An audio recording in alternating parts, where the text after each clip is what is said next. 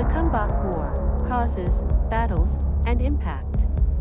The Kumbak War was a series of battles that took place in Aceh from December 4, 1945 to January 16, 1946. This war was caused by differences between two camps, namely the Ulibalang, Tuku, and the Ulama, Tunku. The Ulama, Tunku, supported the proclamation of Indonesian independence, while the Ulibalang, Tuku, preferred Dutch rule. Because of these differences, a battle broke out between the Tuku and Tunku, which was later won by the Ulama. In the past, in the Aceh region there were around 102 Kulibalangan regions led by small kings whose power was absolute in their respective regions. However, gradually the Tuku began to lose their loyalty to the Sultan, so they decided to separate themselves from the Sultan. They were then crowned as little kings in their area and began to side with the Dutch. The Tuku also entered into an agreement with the Dutch called Korte Verklaring or Short Agreement. This action taken by the Tuku people was then considered fraudulent by the Tunku people, because previously the Tuku and Tunku people had helped each other in fighting the Dutch. The Tuku people in the Pidi area had sided with the Dutch, while the Tunku people supported the proclamation of Indonesian independence.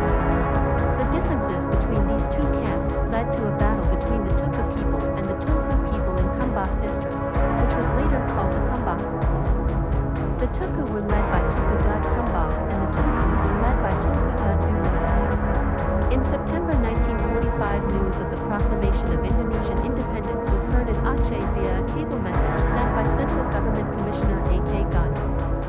At that time, all the people, especially young people in Aceh, welcomed the news with great joy. However, not for the Tuku people who were still hesitant and ridiculed at the news of the proclamation of Indonesian independence. This action from the Tuku people then increased the Tunku people's confidence that they really intended to bring the Dutch back to power in Aceh. Based on this presumption, the Tunku people did not hesitate to raise the war flag against the Tuku people. Bloodshed between the Tunku and Tuku parties took place for the first time on December 4, 1945. However, the battle between the two was successfully reconciled by the Aceh regional government on December 6, 1945. The second battle took place in Lam Mulo City. The city is the strongest stronghold of the Tuku people. In this second attack, the Tunku people were not half-hearted when attacking the Tuku people, to the point of causing casualties. The house of Tuku Dud Kumbak, which is the headquarters of the Tuku people, is also filled with holes left by cannonballs. After the Tunku people's front succeeded in occupying Lam Mulo City, they tried to find the whereabouts of Tuku Dud Kumbak. However, it turned out that Tuku Dud Kumbak had already fled along with his members.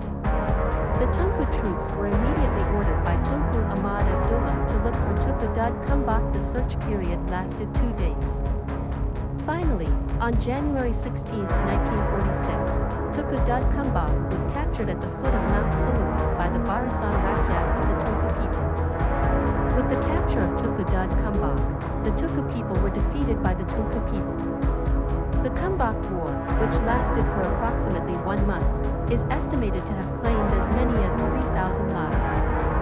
The Kumbak War also made the image of the Tunku people soar, especially Dud Buroy, who was increasingly popular as the leader of the revolution in Aceh. Apart from that, after the Kumbak War, conditions in Aceh have also started to return to normal, where Acehnese people have begun to organize their lives in an atmosphere of independence.